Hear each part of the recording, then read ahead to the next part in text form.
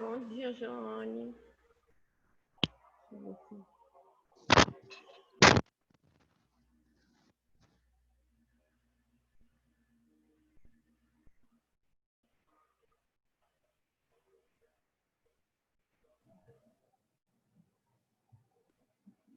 Bom dia, Carol. Bom dia, professora.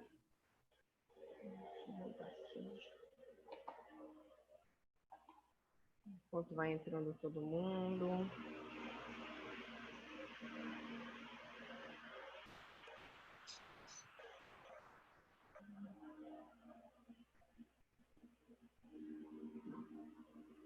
Vamos aproveitar para a gente compartilhar enquanto o pessoal vai chegando.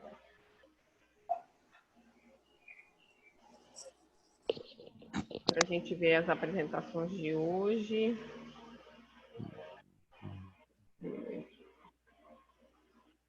Então, hoje vão ser três apresentações das Ana Paulas, né? A perda da guarda dos filhos, a voz das mulheres, mães e usuárias de drogas. Depois, Tiago Monteiro da Costa e Anderson da Silva Júnior, versões de atletas em MMA nas fases de preparação para um combate. E Carolina Pinto e Stephanie Castro, violência subjetivada, perspectivas de estudantes de uma escola pública, né? Estou vendo que o Anderson já está aí, a Carol, Ana Paula também. Bom dia, professora. Bom dia. Bom dia, professor. Bom dia, Anderson. Bom dia, professor. Bom dia, professora. Bom dia, Tiago. Ana Belém. Ai, foi o Tiago que falou primeiro, então. É porque eu estou ajeitando aqui. Como eu estou olhando, tem horas que não. Sim, deixa eu voltar para cá. Então, tá todo mundo aí, né? Então, a gente tem essa sequência de apresentações. Eu já vou deixar de compartilhar para vocês compartilharem. Então, acho que as Ana Paula já estão aí para começar as apresentações. Oi? Só a Stephanie que falta entrar. Ah, tá, só a Stephanie. Mas vocês são a terceira apresentação, né? Sim. A primeira são as Ana Paulas, depois vem o Tiago e o Anderson, e depois Professora? tu e a Stephanie. Diga, Anderson. A primeira pode ser eu e o Tiago? Se as Ana Paulas aceitarem, aí é mais uma negociação entre vocês. Por mim, não tem Ana problema. Paula, vocês aceitam? Hein? Pode, minha filha. Pode. Vai, se joga. Muito obrigado. Acho que nós é de esquerda. Para poder ouvir melhor. Bom, então, como a gente tem nosso tempinho aí, né? São 3 apresentações de 15 a 20 minutos no máximo, gente, para a gente não ultrapassar muito o nosso tempo, né? Para não ultrapassar o tempo para outra disciplina, no caso, né? Então, Anderson e Thiago, se vocês quiserem, podem começar. Ana, a mentoria é sua. Um momento só, professor. Já vou. Ah, tá.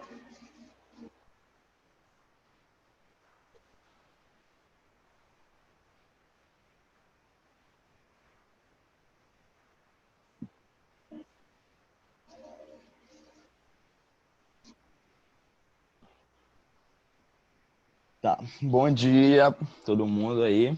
Bom dia. Deixa eu só pedir, Ana Belém, depois tu desativa teu som, só para não ter. Obrigada, amor. Bom dia, pode começar ainda. Já.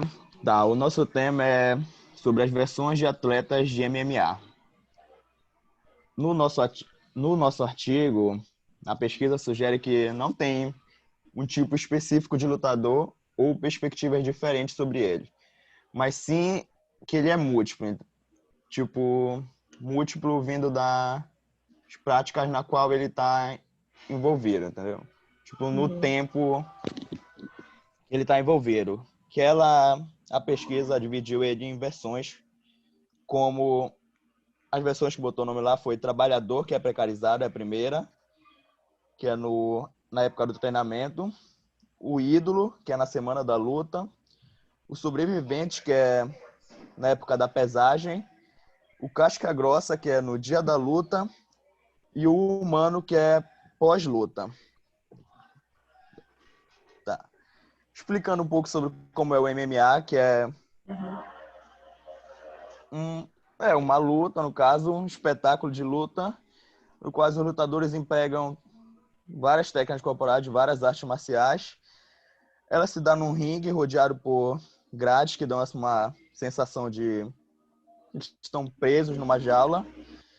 E ela é dividida por peso. E no dia da pesagem, os meios de comunicação, jornais, essas coisas, tentam criar um clima de rivalidade e agressividade para os telespectadores.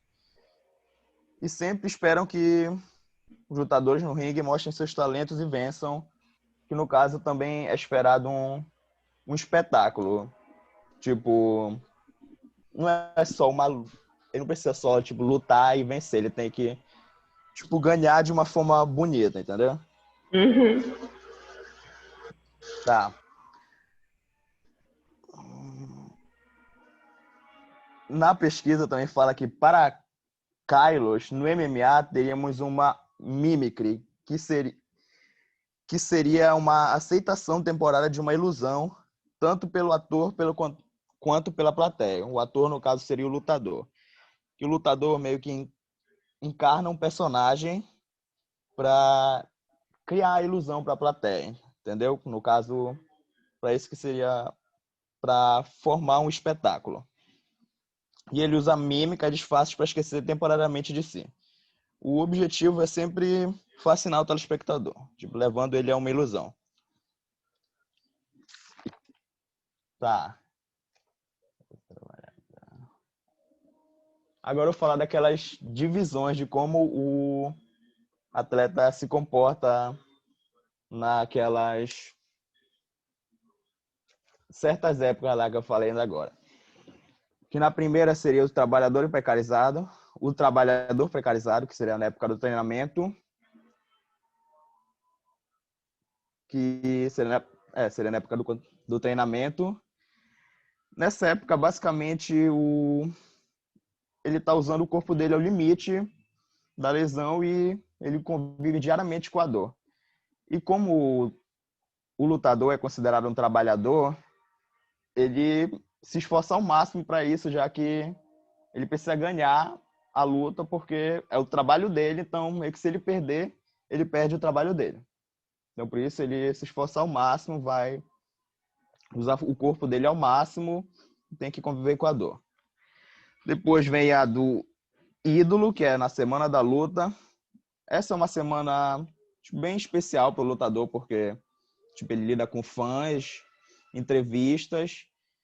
Não é uma semana considerada ruim para ele, apesar dele ter que seguir um roteiro. Depois vem o sobrevivente da preparação, que é na época da pesagem. Essa é uma das piores épocas para ele, porque ele já está bem exausto do treino e porque ele também tem que fazer exercícios para perder peso, perder o líquido por causa da pesagem, entendeu? E muitos deles se afastam da família nessa época porque o mau humor neles é muito presente. Depois vem o casca grossa, que é a luta em si, o combate. Nesse, o lutador só está pensando em vencer. Basicamente isso, só pensa em ganhar, não se importa com as lesões físicas nem nada. Para ele só o que importa é a vitória. E a derrota para ele significa fraqueza e até uma falta de masculinidade.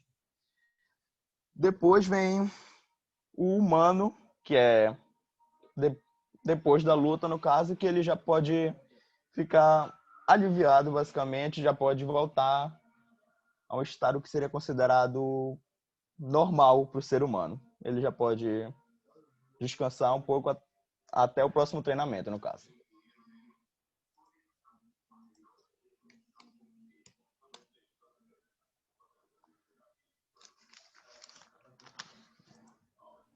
E aí, galera, bom dia, professora. quero dar uma Bom dia, continuidade aí Thiago. do que o Anderson falou. Eu vou falar agora onde é que o psicólogo entra nessa parte, né? E o MMA nada mais é a arte marcial mexicana, né? Uhum. E só para quem é de fato atleta sabe que a luta em si não é só no octógono, não é só quando tá lá dentro, algo assim. Por exemplo, eu vou dar uma experiência própria minha, porque vivencio essa parte de competição e tudo mais.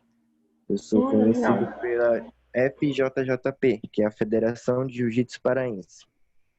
Então, a luta em si não é só quando já tá dentro do octógono, não é só quando já tá lá com o árbitro, com todo mundo vendo, não. Tem toda uma preparação, como o Anderson falou. Às vezes, a dieta é uma das piores partes, pelo fato de que, por exemplo, na luta tem que bater tal peso. A categoria, por exemplo, pena tem que estar com 70 quilos no máximo para poder lutar. Aí o atleta tem que perder em 3 dias uns 5 quilos, por exemplo. Pô, aí ele vai ter que ficar muito estressado, tem que parar de comer, né, praticamente. E é só treino, treino, treino, treino. E aí já começa o mau humor, já começa a ansiedade.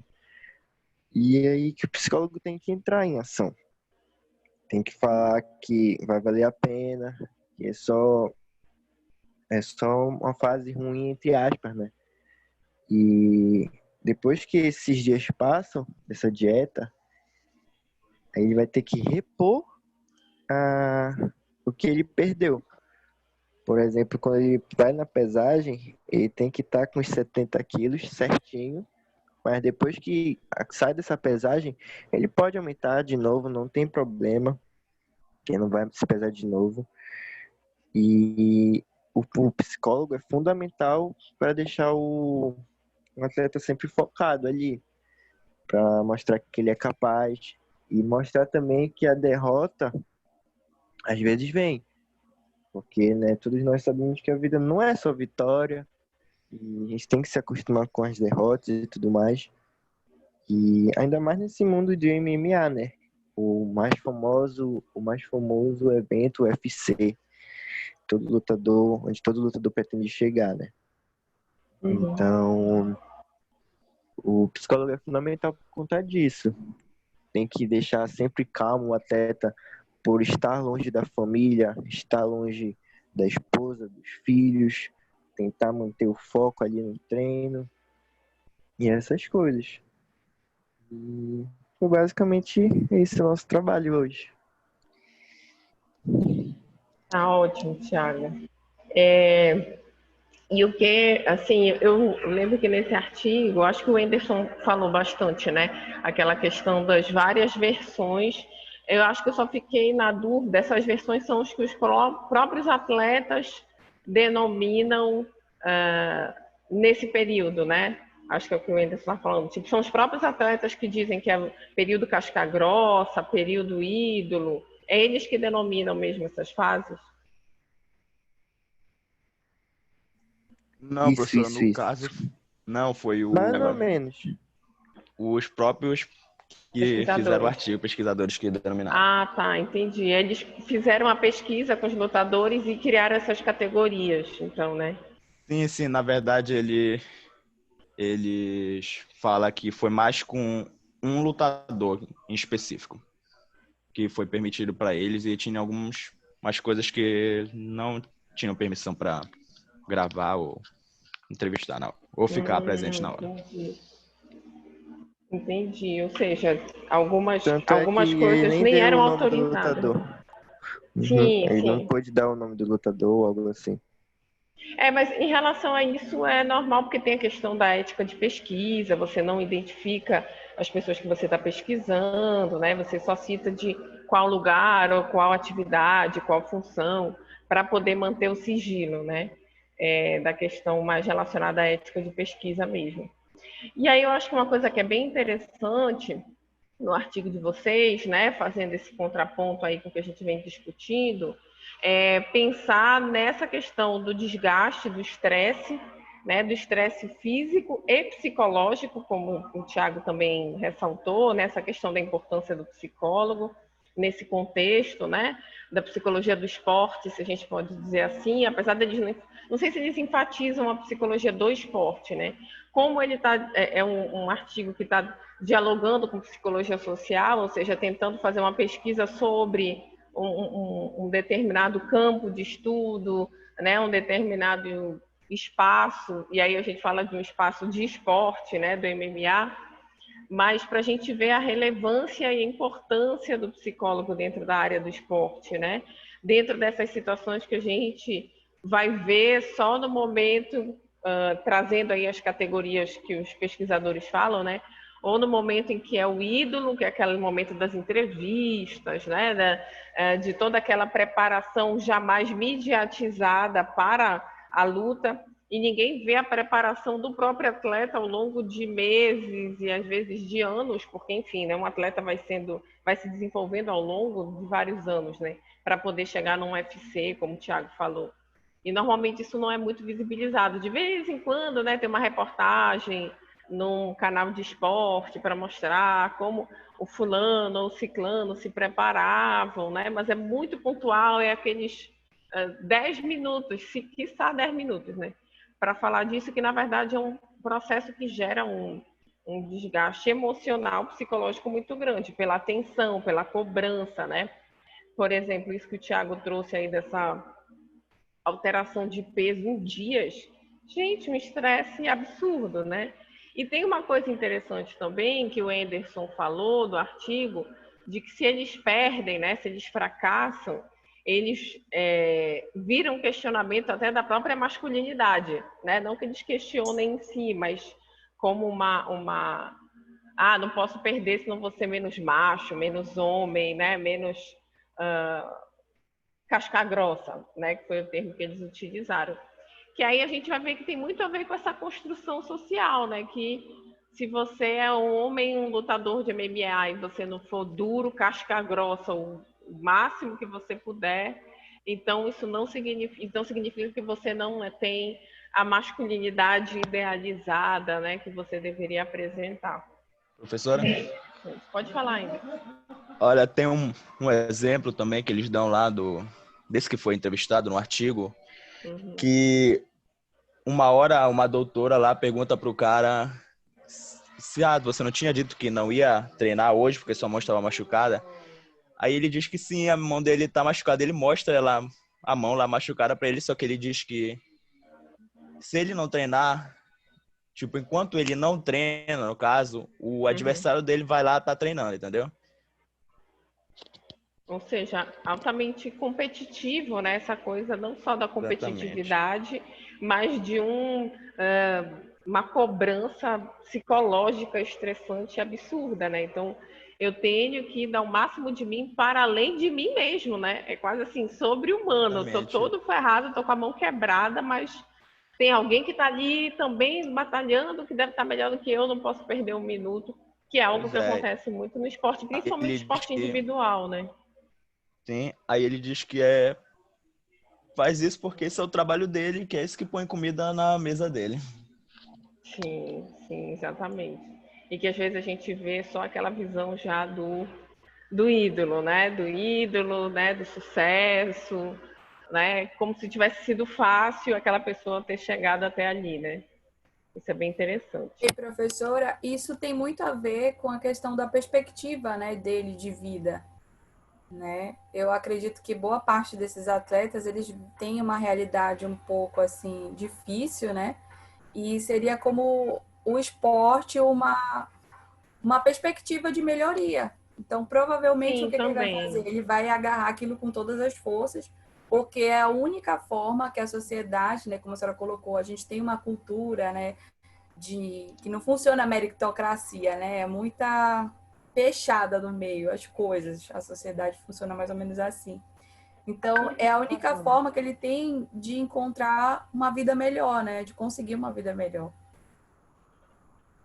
Também, acho que também, né? Mas é que muitos, isso acontece realmente. Muitos conseguiram no esporte condições sociais que não tinham, né? Condições É, financeiras, socioeconômicas, enfim.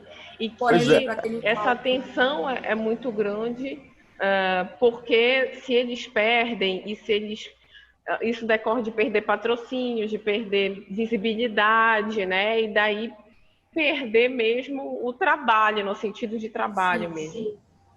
Tipo, Diga, Anderson. aquele cara, como eu não sei falar o nome dele, que ele é o cara mais rápido do mundo, não sei o que, Bolt, sei lá. Bolt. o Usain É, Bolt. Ele é extremamente pobre e ele fala que o que motivou ele a sempre ser o mais rápido, né? E ele era uma pessoa completamente torta, ele era muito alto, não era a média dos corredores, dos atletas, né, que corriam. Então, uhum, tudo estava, assim, não estava a favor dele, mas ele olhava para os pais e ele lembrava que a mãe dele falava assim que ele poderia ter uma vida diferente, né, sem pobreza, com outras possibilidades de melhora, né? E ele fala uhum, isso em entrevista. E assim, aí tem toda essa questão, né, da pessoa se ir até o limite, né? Mas eu uhum. acredito que tudo na nossa vida tem um objetivo maior, né? Não é só questão de reconhecimento, assim, não sei. Eu acho que tem. Tu queria falar, Anderson, antes de Sim, você pois é. falar? É Sim. que tem um cara que fala no artigo, Rubio, que essa luta, o MMA, era sem utilidade e era só pro prazer, entendeu? Das pessoas da plateia. Mas aí o artigo fala que não é Isso assim, foi entendeu? Que hoje em mudando. dia Uhum. o lutador é considerado um trabalhador, já que ele ganha salário, já que tem as ligas são basicamente empresas que elas têm produtos, compram e vendem lutadores. Uhum. Uhum. Sim, ele fala do histórico do MMA, eu tô lembrando, porque assim, não foi nem da minha época muito, tá, gente? Isso já foi da época dos meus pais. Os primórdios dos primórdios do que a gente vê hoje como MMA, mas é uma relação, tá? Bem superficial. Era o chamado, aqui no Brasil chamavam de telequete, mas tinha um outro termo, né? Que era até aquelas lutas muito.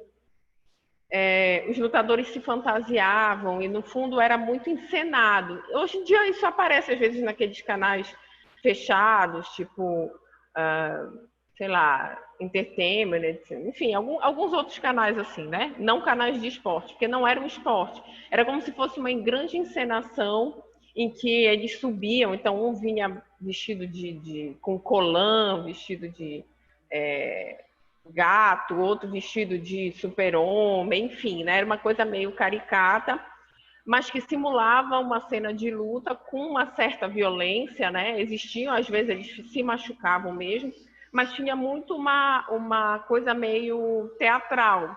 Não que fosse teatral, Sim, sim. né? Mas que tinha essa coisa do cara vir, né? Isso foi muito na década de 80, 70, enfim. Eu ia até Até botar aqui, hoje, né? professora. Até Até hoje hoje tem, né? O WWE, no caso. Ele é Sim, pura encenação, exatamente. entre aspas, né? Sim, Sim, exatamente. Tem uma pois é, pegada meio basicamente encenação. isso. Eles são meio Isso. que até comparados com personagens de videogames, assim, entendeu? Que é como tem É, que entreter o povo. e Basicamente aí eu assim. acho que isso foi mudando e se transformando em algo mais sério, se ramificou, né? Que não é necessariamente, não veio daí, mas veio como uma ramificação, tanto que o início do MMA, quando eu comecei a ouvir falar, era um pouco isso, a gente achava que era uma encenação e não, começou a se transformar em um esporte, em algo sério. Então tem essa relação também, até eu acho que um pouco dessa coisa que ainda herdou, talvez, desse contexto, é do dia do ídolo, aí essa questão do ídolo, esse momento como eles caracterizam do ídolo, então essa coisa que a gente vê, a luta de MMA, então tem toda aquela coisa do UFC, tem que ser, é um evento, né? Se transforma num evento televisionado, então o cara tem que entrar também com um determinado roupão, mostrando o quanto ele é casca grossa, o outro também, a hora da pesagem tem toda aquela encenação de um fazer cara feia para o outro, né? Tem um pouco disso também, mas que por trás disso tem todo um trabalho, um esforço, né, diferente desse outro contexto, apesar que, já deixando como dica de filme, não sei se alguém já viu, esse filme é O Lutador, mas é com Michael Hu. Ele não é o lutador do... Tem um outro filme que é Lutador, enfim, que eu acho que é até com Christian Bale, mas não é esse, tá, gente? É um com Michael Hu, que ele é como é que a gente diz? Um ex-lutador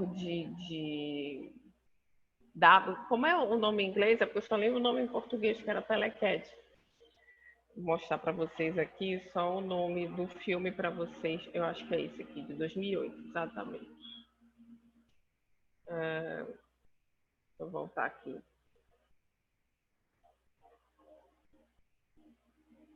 É esse filme aqui, para vocês não...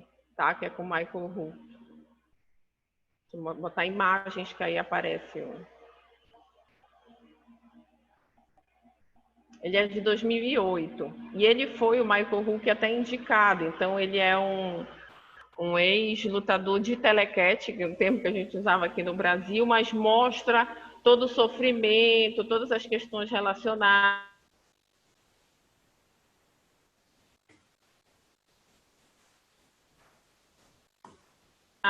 né? E o quanto que ele também, esses lutadores também sofriam com a decadência desse esporte, entre aspas, né? Então, só para dar essa indicação também falando dessas relações. Bom, então é isso. Parabéns, Anderson e Thiago, pela apresentação e pela discussão, né? Como eu sempre digo, o propósito é a gente ver esses vários olhares aí da psicologia social em diferentes campos e discutindo até a questão do esporte também. Então, vamos para a próxima apresentação. Como o Thiago e o Anderson trocaram, então as próximas a apresentarem é a Ana Paula Medeiros e a Ana Paula Belém, falando sobre a perda da guarda dos filhos, a voz das mulheres, mães e usuárias de drogas. Bom dia, professora. A gente queria colocar uns slides. Eu acho que vocês conseguem compartilhar direto. Tá bom. A outra Ana que vai colocar. Tá.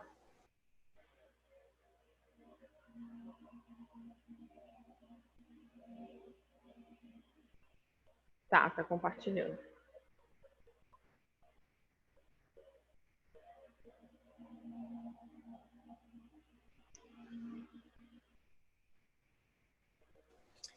Então, bom dia.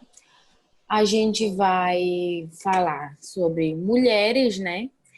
E a perda dos filhos delas através, pelo fato delas usarem drogas, serem usuárias de drogas. E no nosso artigo foi feita uma pesquisa e tem a apresentação de 3 mulheres. Todas as 3 têm o intuito de ter uma ajuda de órgão, né? Para poder rever a perda dos filhos dela, para ver se elas conseguem ter a guarda novamente. E a gente vai fazer uma conversa sobre isso aqui, porque é difícil pontuar só uma coisa, entendeu? Uhum. Nesse primeiro slide, só para falar esse negócio de dados, mostra aqui que 11,3% dos filhos de famílias, no caso, foram obrigados a se separar dos pais. Não, foram tirados dos pais por apresentar consumo de drogas. Os pais, no caso, né? Não os filhos. Isso. Uhum.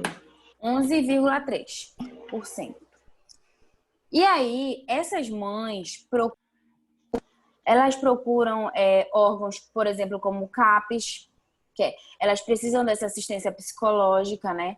Porque não tem como eles afastarem a criança da mãe, e quando elas vão reaver isso, falar que querem de volta, eles não vão simplesmente devolver a criança, eles vão fazer a mãe passar por exames psicológicos para ver se ela pode voltar a ter o filho dela ou não. E aí fica... Deixa eu ver aqui. Ana, tu pode passar o slide aí? Obrigada. E aí destaca muito esse negócio de... Ai, deixa eu lembrar a palavra, meu Deus. Pode ser com o que tu lembra mesmo, não precisa ser uma palavra técnica. Não, eu tô vendo uma forma de falar.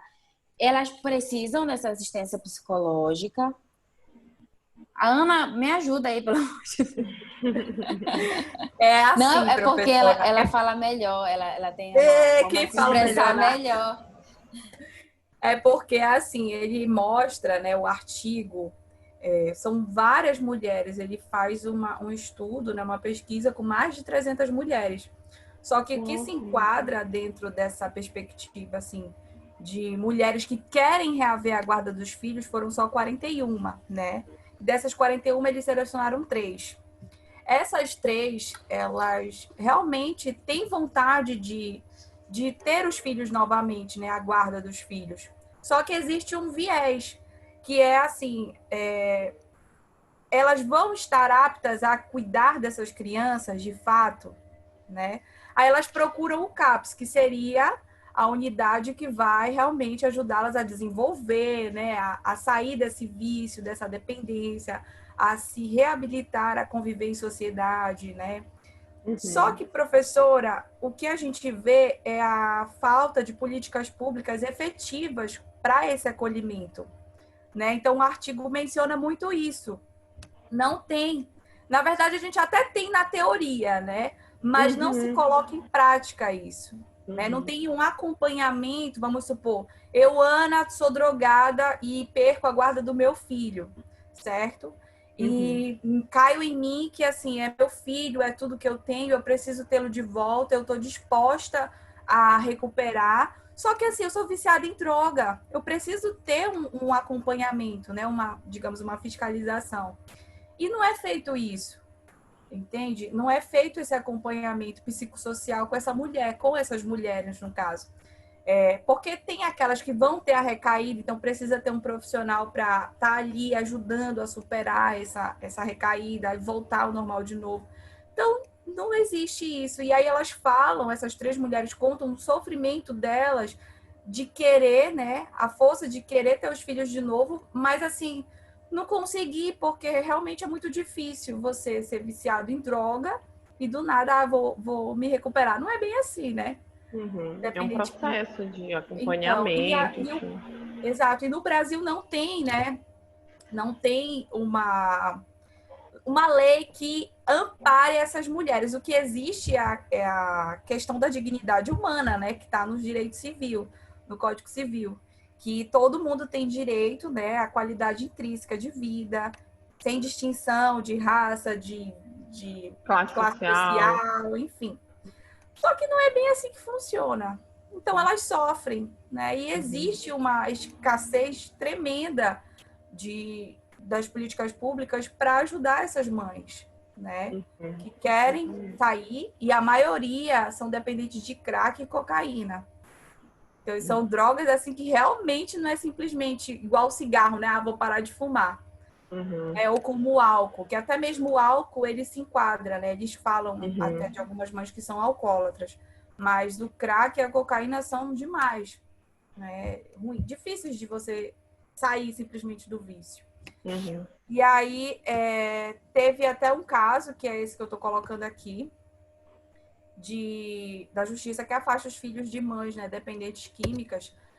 E teve um juiz, eu vou pular rapidinho, que ele fala assim, esse juiz da Vara Civil da Infância e da Juventude de Belo Horizonte, que é o Marcos Flávio, ele fala que cada caso é um caso, né? Que enfatiza mais ainda o que a gente colocou no início, que assim, eu não posso simplesmente julgar uma mãe por todas, né? Generalizar.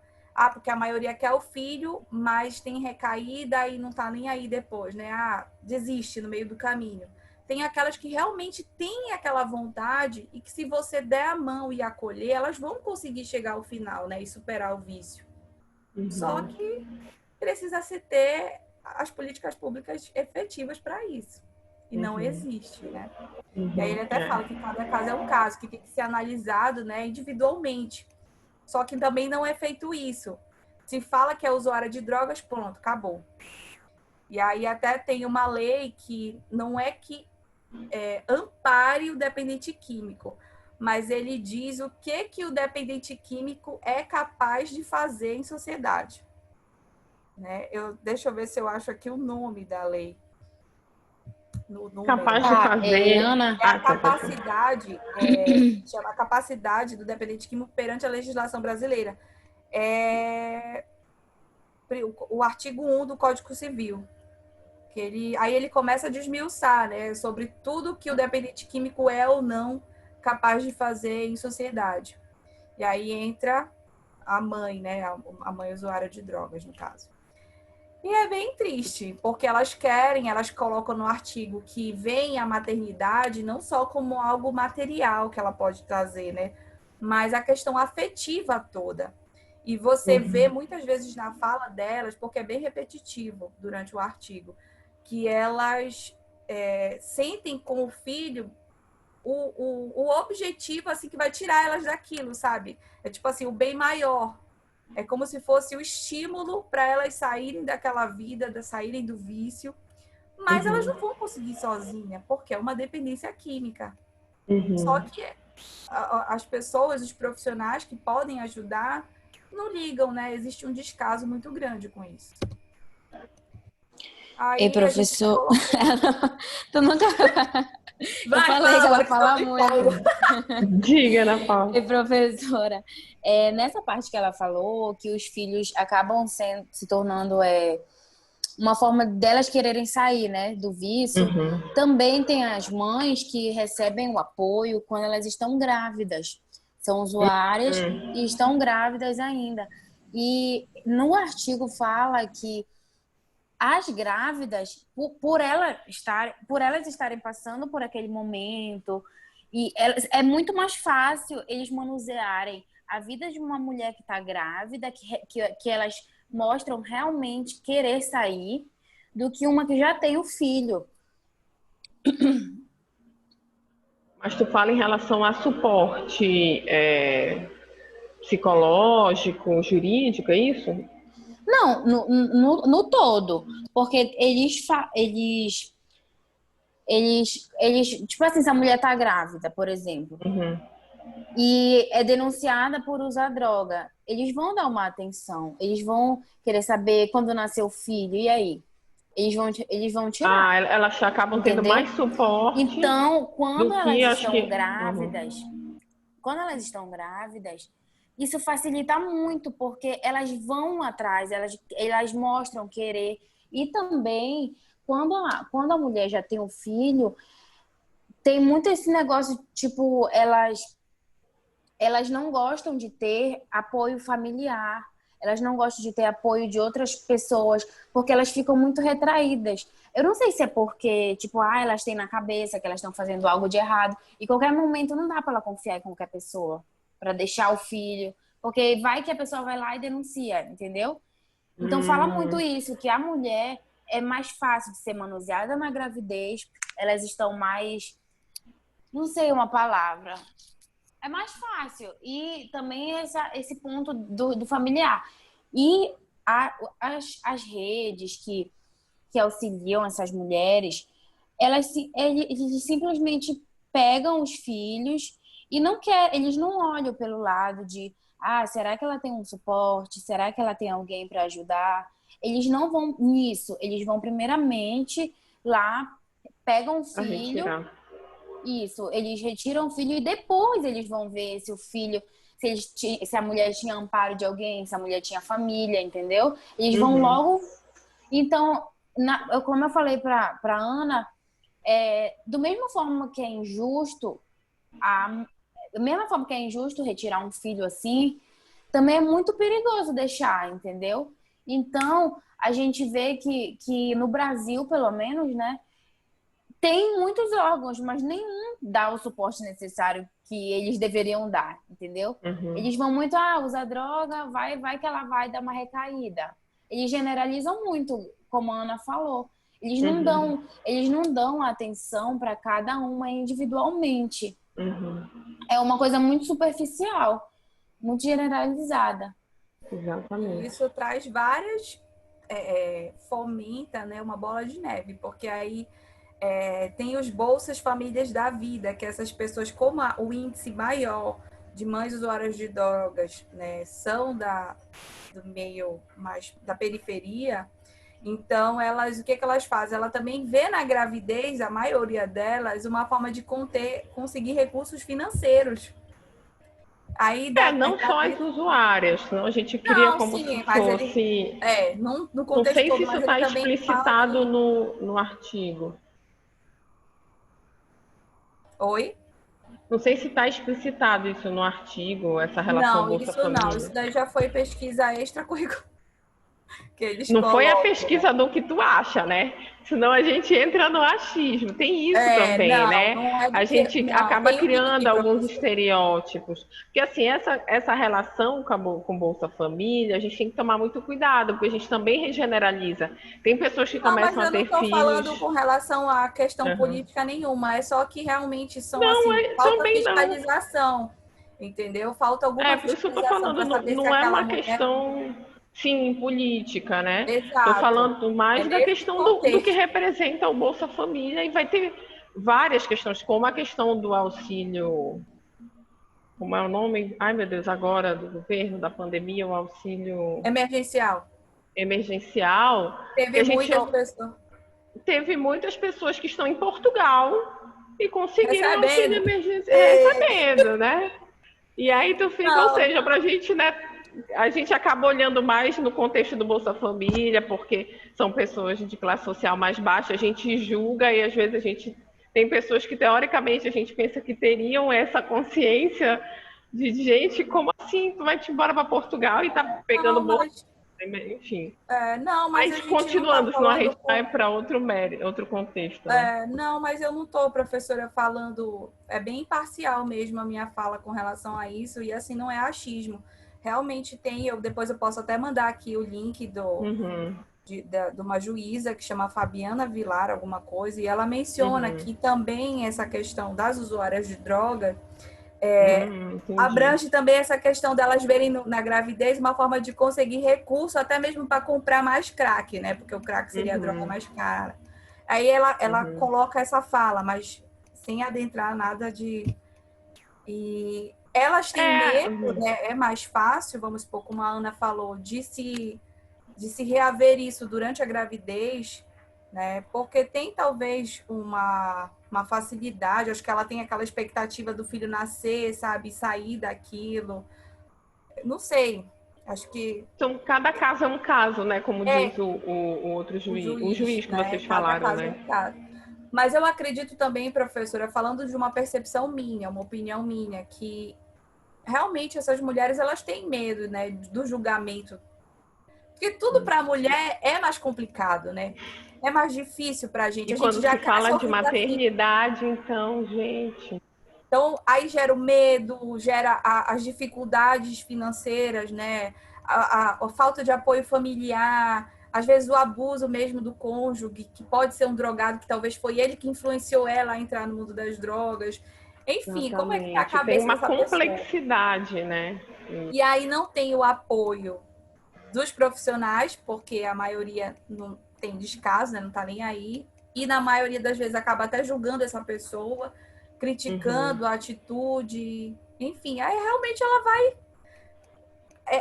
tender para o caminho negativo, né? Tender para o caminho uhum, ruim. sim, sim. Então, cadê?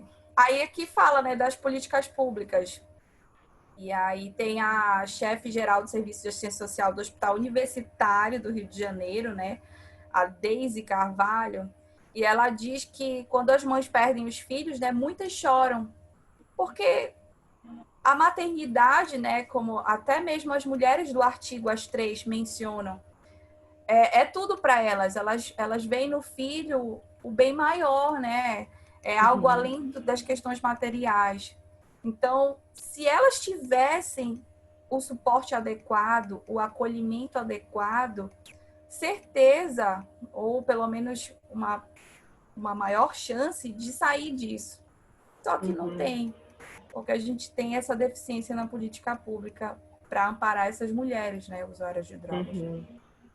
E aí eu até coloquei, né, que o nosso entendimento, lendo o artigo, enfim, as demais pesquisas, o que falta é a ação efetiva do governo ao lado dessas mães que realmente desejam a guarda dos filhos. Que não é porque todas recaem e abandonam os filhos e esquecem que todas não querem. Tem aquela parcela que quer, né? Que quer lutar, que quer melhorar, mas ela precisa de uma mão para amparar, para acolher. E aí tem as unidades básicas, né? Que podem fazer isso, como o CAPS, que ele até fala no artigo, só que não tem esse olhar, né? Esse muito incipiente. Sim, mas deixa vocês terminarem, senão vai virando uma roda de conversa. A proposta era essa, né? Mas é porque eu fico preocupada de...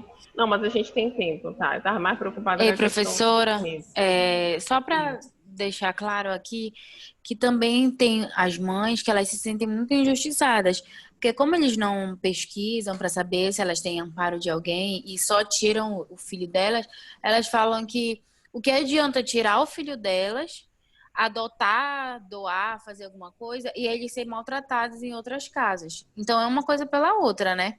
É o mau cuidado com a criança. E isso foi experiência de uma das mães do artigo. Sim.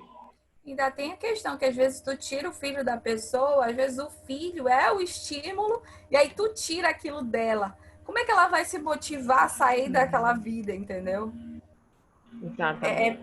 Quando não é 8 é 80 aqui no Brasil, né? As coisas são tudo assim. É muito relativo de família para família, né? E eles não dão essa atenção individual para cada mulher, cada filho. Para cada caso, né? Exatamente, cada mulher, cada filho. Exatamente. Cada caso. Como o cara falou lá, né? Tem que analisar cada caso, tem que se acompanhar. E se elas, por exemplo, essas 41 no caso, né? Essas 41 mães foram lá no CAPS pedir para reaver o que eu faço para ter meu filho de volta, entendeu? Então, elas querem ajuda, mas precisam ter uma supervisão, né? Um acompanhamento. Um acompanhamento, exatamente. E não... Vou deixar vocês terminarem para falar várias coisas aqui. Acabou. Obrigada. Parabéns, meninas, pela discussão. E acaba complementando outras, né? Que a gente começou a ver, o Matheus Foi o Matheus e a Ana Rosa, né? Que falaram também sobre essa questão dos usuários de drogas, né? E aí a gente acabou discutindo essa questão das políticas públicas, que a gente vê isso se, né, reafirmando, por exemplo, nesse contexto que vocês trazem, né? Essa ausência não só da gente ter poucos espaços de acolhimento, porque se a gente for falar, vocês até citaram aí, os CAPs AD, né? Existe todo um organograma, né, do CAPs de acordo com o tamanho da população. Então, CAPs AD é a partir da população, a partir de 100 mil, 200 mil, 500 mil habitantes. Eu não lembro um pouco, né, essa divisão. Mas, de repente, será que só um CAPs AD é suficiente para um município, né? E aí, quantos CAPs AD são necessários? E não só isso, uma coisa que vocês explanaram muito bem, né? Essa questão das políticas públicas, não só de se ter uma instituição, um espaço, um órgão, enfim, que vai dar conta disso, mas um suporte que envolve, nesses casos, um acompanhamento não só transdisciplinar em relação a psicólogas, assistentes sociais, né? Enfim, mas um acompanhamento transinstitucional, né? Interinstitucional, não só transdisciplinar das diferentes disciplinas, campos do conhecimento, mas também das diferentes instituições que têm que fazer um acompanhamento, né? O acompanhamento do Conselho Tutelar, o acompanhamento do contexto jurídico, né? Das divisões de... eu esqueci dentro do contexto jurídico como a gente chamaria, né? Mas das divisões específicas relacionadas à adoção, a direitos de família, né? Que vão estar dando esse suporte também. Então, porque quando há essa separação, né, esse abrigamento, como vocês colocaram. Então, se identificou que aquela mãe é usuária de drogas, né, enfim, seja ela qual tipo de drogas for, e aí vai ser feita uma intervenção. Essa intervenção vem a partir da onde? Às vezes é o conselho tutelar que vai até o local, mas aí o conselho tutelar aciona, aí é por ignorância jurídica. Não, eu digo assim, aciona o Ministério Público, aciona, eu não sei qual é o órgão. É o Ministério Público. É o Ministério Público, né? Isso. Então, aciona o Ministério Público para ir lá e fazer uma intervenção de um contexto legal, né, jurídico, e dizer, olha, tá aqui, o juiz foi, avaliou, e aí né, o Joãozinho vai para o abrigo e a mãe, às vezes, tanto faz, né? Só tem que dar conta dessa criança, né? Então, tira a criança da mãe, coloca a criança no abrigo. E aí, nesses trâmites, é que essa mãe fica perdida, porque às vezes pode ser direcionada para um CAPS AD ou não. Pode ser que essa criança só seja retirada e tá, te vira. Ainda mais em decorrência de vários processos. Se for uma moradora de rua, usuária de crack, né? Então, se tira a criança e aí se encaminha essa mãe para algum lugar. Qual é o suporte de todas as ordens aí que a Ana Belém vem trazendo, que é essa política pública é bem nesse sentido, né? É nesse sentido, que políticas públicas dão esse suporte para uma mãe usuária de drogas que, né, teve o seu filho retirado, né, a guarda, o direito, às vezes o direito até de visitação, inclusive, enfim, tem vários meandros aí nesse sentido. E aí, essa mãe tem uma série de demandas até enquanto sujeito, enquanto pessoa usuária de drogas, pensando lá, né, no que o Matheus discutiu com a Ana Rosa, ou seja, quais são os serviços de atendimento às pessoas usuárias de drogas, independente até da questão da maternidade. Então, já tem uma dificuldade de acesso.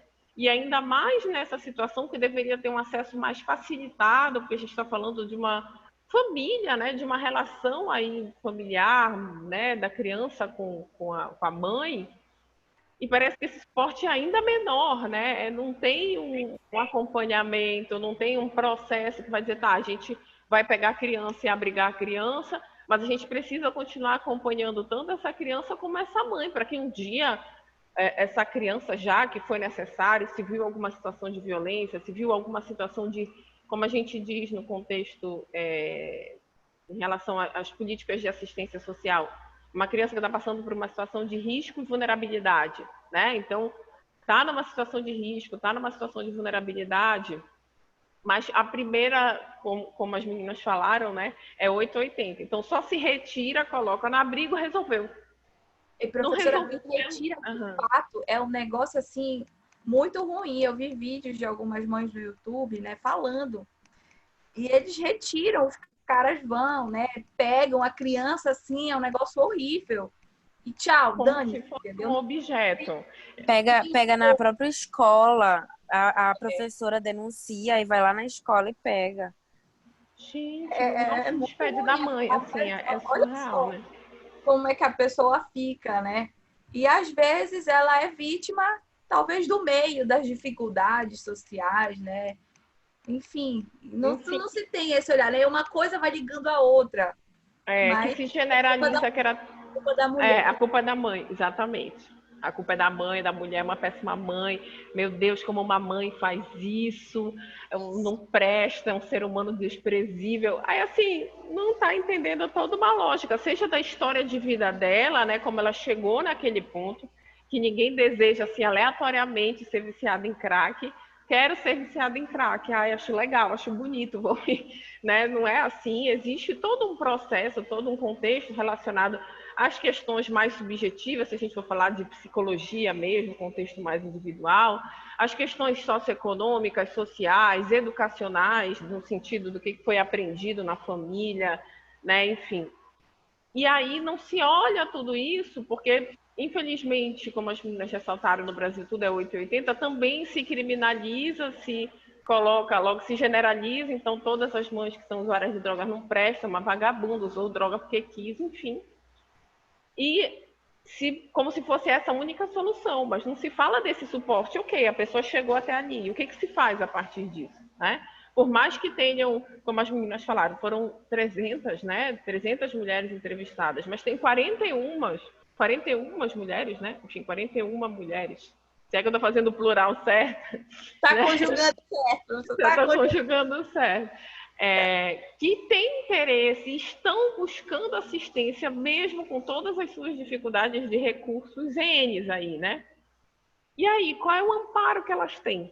Se essas 3 que foram entrevistadas disseram, nossa, praticamente estou batendo na porta do CAPES e dizer, pelo amor de Deus, me ajuda.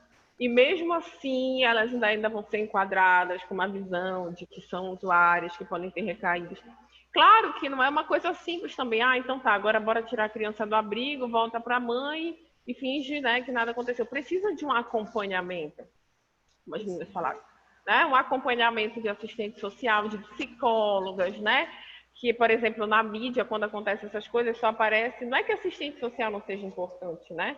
Mas ali o papel da assistente social vai ser acompanhar aquele processo da relação com a criança, ver se está sendo adequado ou não. E a psicologia é muito importante para dar esse suporte psicológico para uma pessoa que está sofrendo por um vício, né? E até para ela conseguir desenvolver outras estratégias, tratamentos, acompanhamentos psicológicos para sair desse vício e manter uma nova relação de menor risco para essa criança. Então, são vários fatores, é uma complexidade de fatores e por isso tem que ser avaliado cada caso.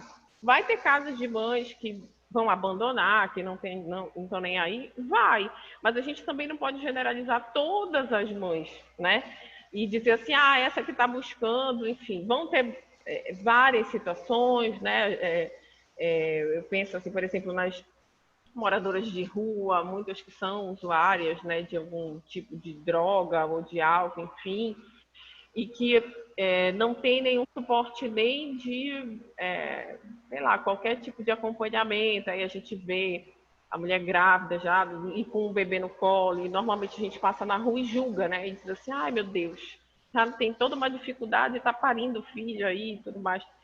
Mas essa mulher não teve suporte nenhum, nem sequer no início do uso da droga, nem sequer enquanto moradora de rua, né? Quem é que está indo lá fazer do acompanhamento psicológico a uma assistência social, a uma política pública dos moradores de rua? Né? Então a gente meio que generaliza e não vê. E aí, só para fechar, para a gente ir para a última apresentação, tem uma questão também do abrigamento, né? Porque claro que o foco do estudo era muito falando das mães, né? E não pensem que os abrigos em Belém do Pará, onde ficam essas crianças, são ótimos, lindos e maravilhosos, né? Professora, são horríveis. Né? Só então tem umas fotos, né? Só que tem rosto, né? Aí eu não quis colocar. Sim, porque se tem rosto, tem a questão ética para não expor a criança também. Pois é, mas tem, e é muito feio, é um negócio imundo. E aí tu tira a criança da mãe que é drogada e coloca num ambiente desse que com certeza não vai ter um acompanhamento de uma pessoa preocupada com o bem-estar emocional dessa criança. E aí ela não só dessa, mas como de várias, né? Porque é um abrigo, então vai recebendo várias crianças e aí a gente vai vendo essa deficiência, exatamente. Né? De ambos os lados institucionais, os abrigos também, as situações, os acompanhamentos, os suportes são zero, né? Então, e aí vai ter crianças de todas as idades, né? Bebezinhos, enfim. E aí, quem é que está dando esse cuidado, né? É bem complexo e bem delicado mesmo. Eu acho que esse é o ponto importante aí que as meninas trouxeram para ressaltar, que o artigo deve trazer também, né? Está trazendo, que é essa importância da gente pensar nas políticas públicas. E a gente viu que, assim, quando fala, parece que é uma coisa que não... Né? Quando fala política pública, é uma coisa que a gente não vê, não sabe o que é, como se fosse uma coisa muito abstrata. Na verdade, é isso. É saber que suportes, que acompanhamentos, que órgãos, né? Na hora de ir lá intervir, tem um monte de órgão que intervém. Tem o Ministério Público, o Conselho Tutelar, enfim, a escola, a professora que denuncia, enfim, ou o hospital que denuncia quando a criança está internada por algum motivo, ou a mãe, né, e tudo mais. Mas esse pós, né, essa situação de denúncia, e aí, quais são as políticas públicas, quais são as estruturas de órgãos e instituições para dar conta do principal, que é o objetivo, que essa mãe se recupere, que essa criança possa voltar a esse convívio com a mãe. E parece que isso fica ignorado, né? Que deveria ser o principal foco, na verdade. Né? Justamente, né? Porque existe todo esse planejamento, né? De como fazer esse acompanhamento. Só que o problema é que não é colocado em prática. Por isso que a gente colocou ações efetivas. Existe a teoria, mas não é praticado. Eu acredito que já dentro a questão das pessoas que trabalham em órgãos públicos, ela tem aquela cultura de assim, como eu só ganho aquilo, eu não vou fazer além do combinado, sabe? Ou mal faz o que se é para fazer, entende? As pessoas são muito acomodadas. O profissional, ele vai, só bate o ponto e acabou, ele não se preocupa, ele não tem aquela empatia de realmente exercer a profissão com seriedade, com credibilidade. Aí tem outras questões também. Por que esse profissional não trabalha direito? Isso, aí a gente vai entrar em psicologia social e do trabalho, todas as questões relacionadas. Exatamente. Uma coisa puxa a outra. Aí, professor, é a deficiência mesmo das políticas públicas de amparar essas mães, né? Uhum. Parabéns, meninas, parabéns pela apresentação, pelo tema também, né? Então, vamos nos encaminhando aqui para a próxima apresentação, que vai ser... Então, agora é a Caroline Pinto e a Stephanie, violência substantivada, perspectivas de estudantes de uma escola pública. Eu saí, né? Saiu. Tá. Deixa eu fechar meu áudio aqui. Cadê as meninas? Se pronunciem. Carol, Stephanie. A Stephanie vai falar, professora. Tá, ok.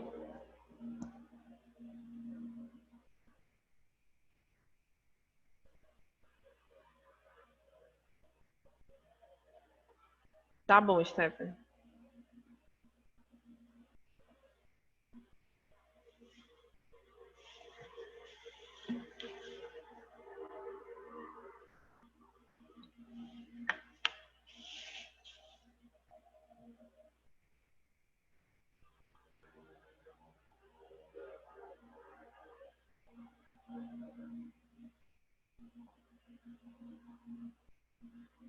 Tu tá falando alguma coisa, Stephanie? Porque não tá saindo o áudio.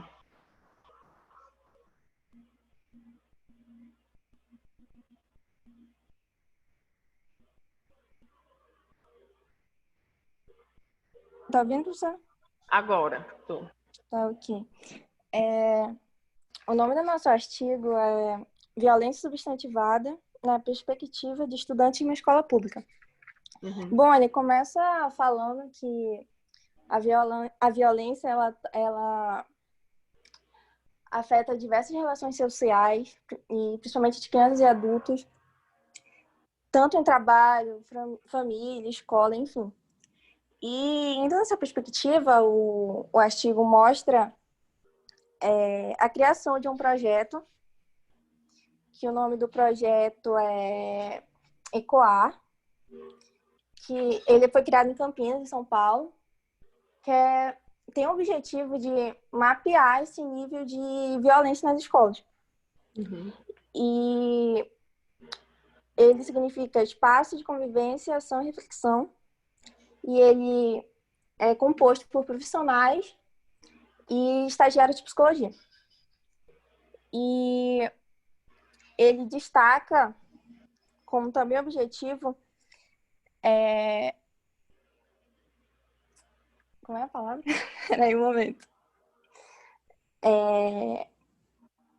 Trazer medidas que possam melhorar, né, a tal problemática nas escolas, já que é tão presente a violência, assim, principalmente com crianças. E o método que eles utilizaram nessa pesquisa foi pesquisa de ação e participação, na qual a pesquisadora se inseriu em uma das 6 escolas, foram escolas de ensino fundamental, com crianças de 11 a 15 anos. E principalmente essas crianças, elas viviam em áreas de grande vulnerabilidade. E no tempo uns 2 anos que eles mapearam lá, eles perceberam que as escolas, elas tinham uma estrutura muito precária para poder atender todos os alunos, que tinha um descaso muito grande com os gestores públicos, que ocorria muita falta de professores, isso quando tinha professor. Enfim, era algo muito, assim, complicado.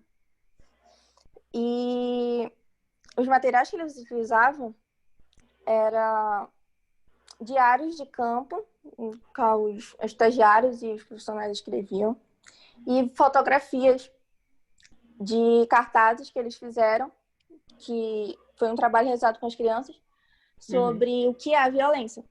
E nisso elas colocaram imagens, escreveram, enfim, foi isso que eles utilizaram. É isso, agora Carol. Bom, professora, basicamente do que a Stephanie falou, esse projeto, as autoras, elas fizeram com o intuito de trazer psicólogos e estagiários de psicologia, no qual eles trabalhassem nas escolas públicas. Como a Stephanie falou, é um local muito precário. Ela até cita lá no artigo que a falta de professores, como a Stephanie falou, e aí eles trouxeram esses profissionais para que fossem trabalhados o assunto do que é violência. E aí eles entraram na sala do 6º ou 9º ano com esses alunos, e aí os psicólogos pediram para que os alunos fizessem um grupo de trio, e aí eles distribuíram cartazes, canetas e tudo mais, e aí cada grupo tinha o seu psicólogo, e o psicólogo perguntou assim para o grupo: o que é violência? O que vocês entendem sobre violência? E aí cada grupo tinha que escrever o que se entendia, o que se passava na cabeça deles do que era violência. E aí o que chamou a atenção foi que aparece na imagem, no artigo, a figura de um homem segurando a roupa da mulher e ele ameaçando com uma faca. E aí os alunos, eles colocam o diálogo, né, como se a interpretação como se o homem quisesse matar a mulher pelo fato dela ter traído ele. E aí a gente vê a violência doméstica presente no nosso cotidiano. E aí a pesquisadora, ela diz que é para discutir as relações de gênero, descontrair a naturalização do machismo. Tanto prova que a gente vê nos jornais, o homem sempre mata a mulher. A gente nunca vê a mulher bateu no homem. Não, a mulher matou o homem. Não, a gente sempre vê os homens agredindo as mulheres, seja fisicamente ou verbalmente. E aí está muito presente tanto na vida dos alunos e tanto no nosso cotidiano. E aí tem uma outra figura também que eles falam a respeito sobre o bullying. Os alunos desenharam um grupo de alunos conversando, e aí logo na pontinha do cartaz tem um aluno isolado. E logo em seguida está escrita a palavra bullying. E aí eles estão, de forma, excluindo esse aluno. E aí as autoras, elas querem dizer o quê? Que o bullying não é só apenas você excluir a pessoa daquele determinado grupo, e sim porque às vezes acontecem ameaças de grupo, digamos assim, olha, se contar para alguém, olha, eu vou matar os teus pais, ou eu vou fazer uma coisa contigo, quer dizer que a pessoa, ela sofre uma agressão verbal, física, e está muito presente tanto nas escolas públicas quanto nas escolas privadas, mas a gente percebe que as escolas privadas, elas têm todo o suporte, elas têm psicólogo, têm uma orientação. Já a escola pública, ela não tem nenhuma orientação, não tem psicólogos que digam, olha, isso e tudo mais, ninguém conversa com eles, muito menos professores, pela falta de professores também que ocorre nas escolas. E também tem um caso que eles falam sobre o abuso sexual, que também acontece nas escolas. Às vezes a gente vê professores, coordenadores, até mesmo diretor, diretora, enfim, quer dizer que eles, tanto o abuso sexual quanto às vezes o estupro, que acontece dentro das escolas, e os alunos citaram também que acontecem perto das suas casas, na comunidade onde eles moram. E é assim, professora, é muito difícil esse assunto para esses estudantes dialogarem. E aí eles perceberam, depois que eles realmente pensaram bem, que violência não é só um tapinha. Violência é muito mais do que isso, é um abuso sexual, é uma agressão, é um bullying, é uma violência doméstica, então é muito mais além do que apenas um tapinha dos seus pais, como é citado aqui. E esse projeto durou entre 1 a 2 anos, de 2014 a 2015, e para concluir sobre esse assunto, os psicólogos, eles tiveram toda a orientação, eles gostaram de escutar o que os alunos pensavam sobre violência. E aí, por ter durado 2 anos, os psicólogos entraram nas escolas públicas, que é o lugar que é mais precário, conversaram com esses alunos, deram todo o suporte, a orientação, o que eles deveriam fazer caso acontecesse com eles mesmos, ou na família, ou nas escolas. E eles tiveram todo esse suporte. Eu gostei desse artigo pelo fato das autoras terem trazido esse assunto que, querendo ou não, é muito presente no nosso cotidiano. E aí eles trouxeram psicólogos para darem todo o suporte para esses alunos que realmente precisavam e precisam ainda, que a gente dá ver hoje em dia. É isso, professora. Muito bom, meninas. Esse assunto, ele é bem... todos, né? Se a gente vai dizer, é bem complexo. Na verdade, todos são. Mas o que ressalta, né? Nessa parte que tu também trouxeste agora, Carol, da pesquisa em si, né? Esse primeiro desenho que tu fala, né? Que o artigo pontua, que tu trouxe como exemplo, a questão da criança desenhar, porque é de 6º ano, né? Falar de 6º ou 8º ano, se eu não me engano, que foram as pesquisadas. É do 6º ao 9º ano. Ao 9º ano. Isso. Então, 6º ano, 12 anos. Né? 10, Eles falaram 12 anos. De 11 a 15 crianças anos. de 11 a 15 anos. 11 a 15 anos. Isso que a Stephanie falou. Então, eu tenho lá a faixa dos adolescentes, mas tenho crianças de 11 anos. E aí, olha só o que representa a violência para algumas delas, né? Para uma delas que desenhou. Quando fala violência, a gente pensa assim, vamos falar da violência do bairro, vamos falar da violência de um tapinha, como elas falaram, né? O meu pai deu um tapinho na minha mão, na minha bunda, no meu rosto.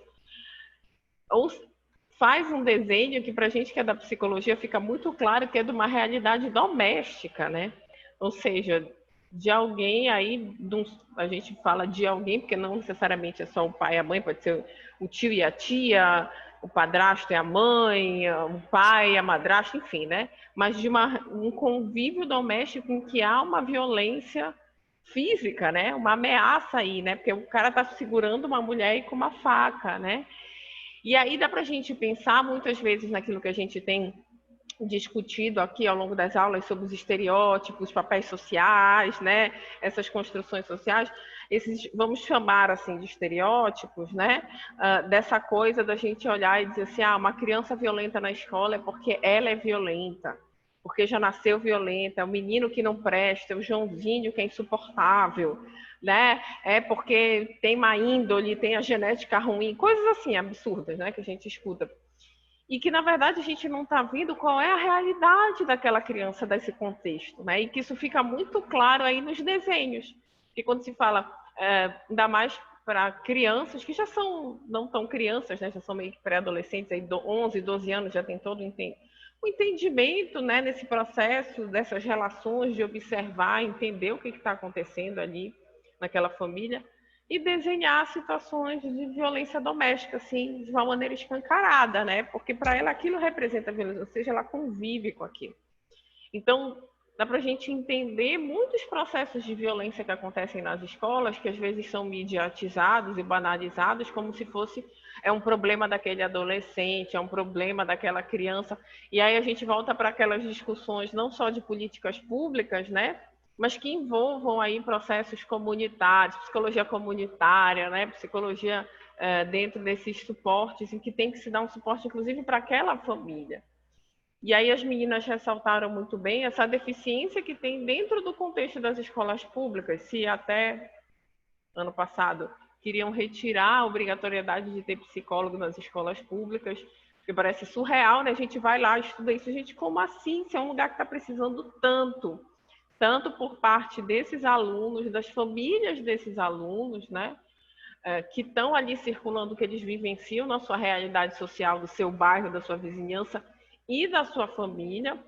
E óbvio que eles vão visibilizar isso dentro das relações com os colegas. E aonde vai ser, isso vai ser mais visível na escola, né? E ainda mais se a gente for pensar também, uma coisa que as meninas falaram, que a Carol falou agora no final, a questão dos professores. Então, às vezes tem uma ausência até de professores que possam auxiliar.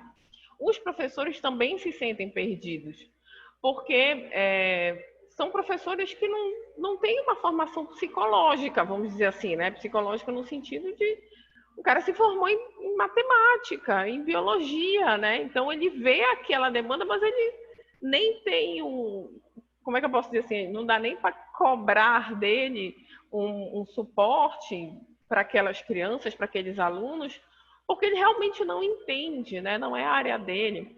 E às vezes os professores chegam angustiados para a gente da psicologia. Eu lembro de uma ação que a gente fez no estágio em psicologia comunitária, né, que é o estágio básico 2, que é do 6º período.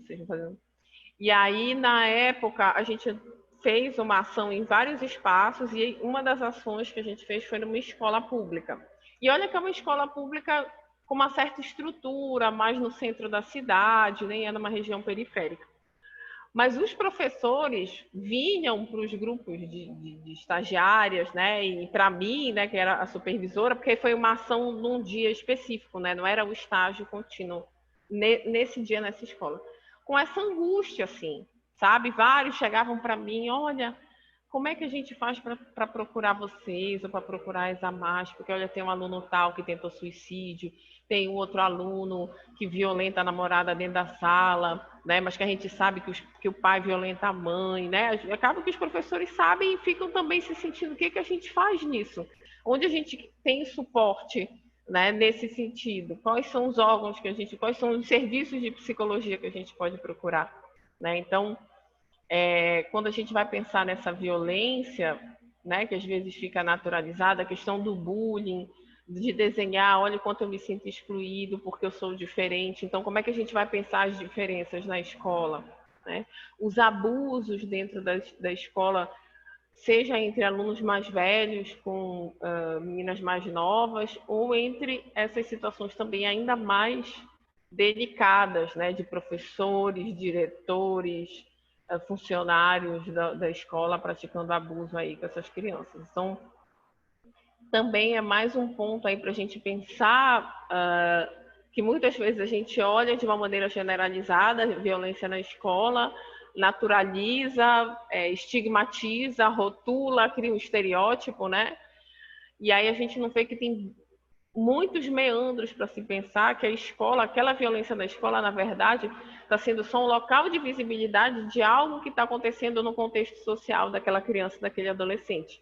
Seja lá no seu contexto familiar, né, no cotidiano, ou até mesmo no seu bairro, na sua vizinhança, na naturalização, por exemplo, né, da violência. Eu lembrei agora lá da discussão do Matheus e da Ana Rosa, dessa questão, o tráfico é mais na periferia, que até a Ana Belém contribuiu, falou algumas coisas, né, trazendo lá a série da Netflix. E aí também tem isso, né? A violência existe na periferia porque é pobre, ou então não é porque é pobre, mas entra nesses estereótipos de que a criança já nasceu violenta, é um adolescente que né, assassinou, anda com uma arma, mas de onde ele conseguiu essa arma? né? O que ele está representando ali? Que meandros, que relações se estabeleceram na sua comunidade, no seu bairro, na sua vida familiar, que reafirmam isso, que naturalizam, que dizem para ele: não, tu tem que ser um escroto, toma, anda com a arma, se alguém for te peitar na escola, tu dá um tiro. Né? Ou seja, ele vem ouvindo isso ali nesse processo de desenvolvimento. E aí, muitas vezes se cobra da escola ter um papel, né, e dar conta dessa violência, mas que ela é só um espaço de visibilidade, né? Isso teria que estar sendo trabalhado lá em todo o contexto social e familiar daquela criança e daquele adolescente. A escola vai fazendo o que pode, sendo que, a priori, o papel da escola é o processo de ensino-aprendizagem das disciplinas específicas, né? E não de ensino-aprendizagem de cuidado, né? Mas acaba que isso está atravessado, não tem como, né, a escola se eximir disso, mas também não dá para a gente responsabilizar e dizer que tudo é culpa da escola. O propósito da escola era ensinar português, matemática, geografia, biologia, enfim. Mas frente a essas questões sociais, né, e da violência nesse caso, ela acaba tentando trazer suportes psicopedagógicos, psicológicos, assistenciais para auxiliar nisso tudo, né? Então, muita coisa aí também, gente. Parabéns, meninas, também pela discussão. Alguém mais quer falar alguma coisa da apresentação desse tema ou dos outros temas que foram apresentados hoje?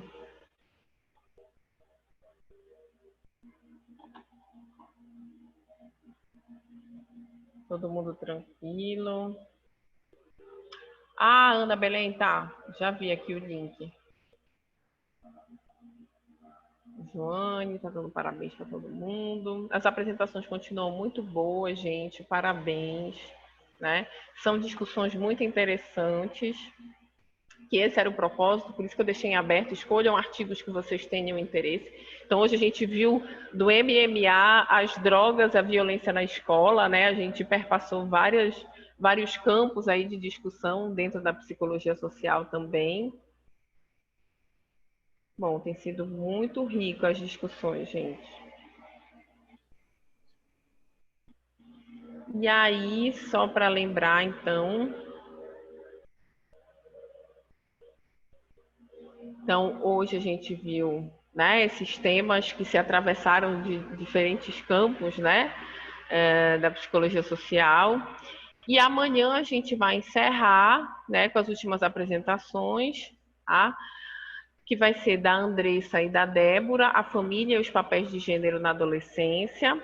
A Olivia e a Vilma e o Thales, tá? O Thales entrou também, porque aí foi um erro meu na hora de eu organizar, que eu não tinha visto o nome da Vilma. Então, a Olivia, a Vilma e Thales. Professora? Oi, Andressa.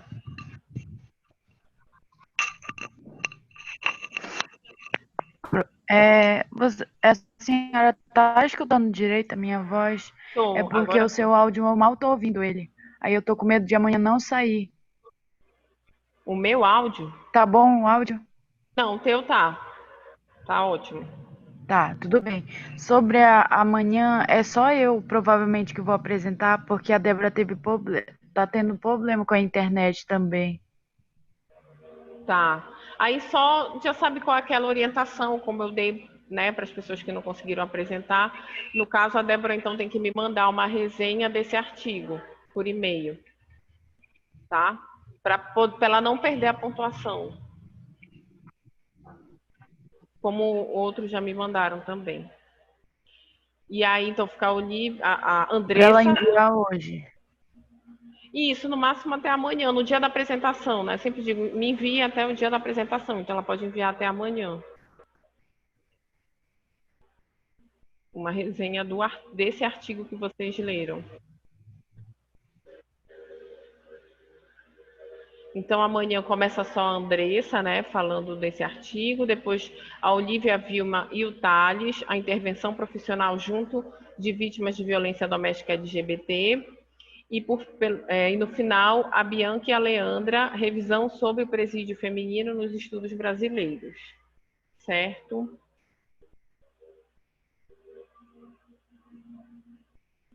Dúvida, gente, das apresentações de amanhã.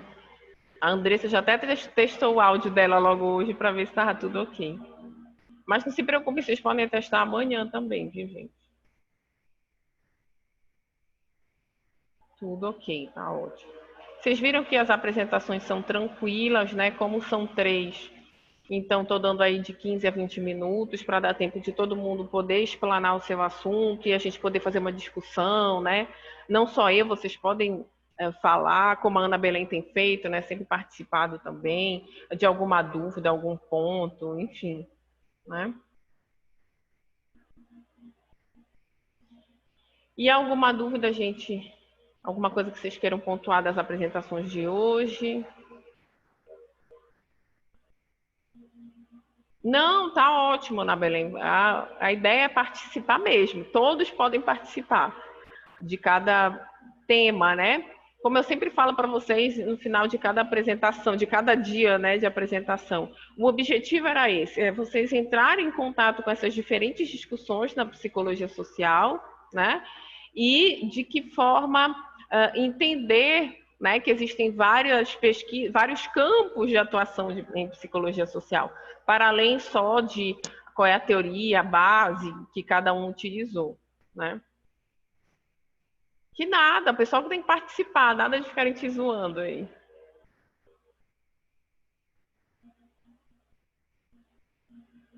Certo? Então é isso, gente. Mais alguma coisa que vocês querem perguntar, pontuar? Não?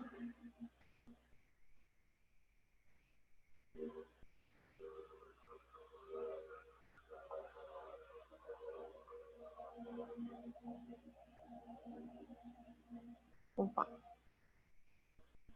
Então é isso, gente. Então amanhã a gente se encontra. 9h20. 9h20 já, 9h10. 9h20, porque né, dependendo que vocês têm aula até 9h10, aí eu dou um tempinho para o professor sair, eu entrar e tudo mais. Para a gente finalizar as apresentações, tá? E aí, semana que vem já tem a prova. Se der tempo, nos últimos 10 minutos, eu vou trazer os pontos. Deixa eu até lembrar uma coisa para vocês, tá? Aproveitando, e me lembrem de eu retomar isso amanhã. Então, o que vai cair na prova de primeira verificação, tá? Eu não quis colocar todos os assuntos de psicologia social, porque eu sei que vocês têm apresentação de trabalho, tá todo mundo, né, nessa correria, enfim. Então, eu peguei 3 textos, pura e simplesmente tranquilos. Então, a prova tá tranquilíssima, a prova de psicologia social. E aí só vai cair aqueles 2 primeiros textos da Silvia Lane, do que é psicologia social, na verdade, que é o capítulo 1 e o 2, psicologia e psicologia social, a introdução, e o capítulo 2, que ela fala como nos tornamos sociais, tá? Aí vai cair os outros, identidade social e consciência de si. Só isso. E representação social, são 3 textos, tá? E aquele texto sobre o que são as representações sociais, que vocês têm os slides também, né? A gente fez a aula em cima dos slides. Então, são só esses 3 textos, né? Na verdade, 2 são do mesmo livro, que é o que é psicologia social, então é o capítulo 1 e o capítulo 2. E o terceiro texto vai ser o que é aquele representações sociais, que está lá naquele livro da Maria Jacques, Maria das Graças Jacques, né? Que é aquele livro que eu mandei em PDF. Lá na página 91 do PDF é representações sociais, que a gente viu os slides também. Então, o que é representações sociais, os principais conceitos, ancoragem, objetivação, enfim, né? Coisas bem básicas, bem tranquilas, que a gente discutiu aqui, ok? Então, me lembrem que amanhã... Diga, Jônia. Como é o nome da autora que fala das representações sociais? Eu acho que eu não baixei esse ainda. Foi o livro, deixa eu ver se está salvo aqui. Tá aqui. Deixa eu abrir para vocês. É esse aqui. Aproveitar que a gente tem ainda uns 10 minutos. Obrigada por dar uma resumida aí nos conteúdos. Hã? que vão ser cobrados na prova. Obrigada por dar essa resumida aí nos conteúdos que vão ser cobrados, porque Tá realmente bem tranquila assim essa primeira verificação para todo mundo tirar notão e um ficar anjo. tranquila para a segunda, entendeu? Quando chegar na segunda já tá mais, porque assim é melhor tirar logo o notão na primeira do que chegar na segunda tendo que tirar 10, que aí o negócio é mais complicado. Tá? Então, aqui desse livro, Ah, eu baixei. oi? Já Viram? sei qual Tá lá, eu postei o livro todo na plataforma, mas o capítulo que vai cair desse livro é esse aqui, Representações Sociais. A gente até viu os slides também, né? Só os pontos principais, tá? E o outro é o da Silvia Alane. Deixa eu ver se tem aqui. Não, acho que já apagou. Tem. Ah, não, peraí, vocês estavam vendo. Sem querer, eu interrompi. E o outro é esse aqui da Silvia Alane, que a gente viu, discutiu, rediscutiu, debateu. Isso aqui tá, como se diz na gíria, sai na urina aqui, todos esses temas aqui, de tanto que a gente debateu aqui nas aulas. E aí só vai cair esses 2 capítulos, tá, gente? O primeiro e o segundo, tá? Lembrando que o segundo tem os subitens, os outros, a identidade social e a consciência de si. Então vão ser só esses 3 textos. O capítulo 1, que é a introdução, né? O capítulo 2 e esse texto aqui sobre representações sociais, tá? Que está aqui nesse livro, que também está na plataforma. Ok, gente? Então tá tranquilo, fácil. Para todo mundo fechar a prova. Junto com as apresentações, eu ainda vou corrigir quem já me mandou resenha, eu já recebi. Tem que só lembrar a Andressa da Débora, né, para ela me mandar até amanhã. E caso tenha alguém que, né, ainda não fez, assim, não participou das apresentações, ainda tem tempo de me enviar a resenha de algum artigo que leu, tá? Para não ficar sem pontuação. Ok. Então é isso, gente. A gente se encontra amanhã. Até amanhã. Até amanhã, professora. Tchau, tchau.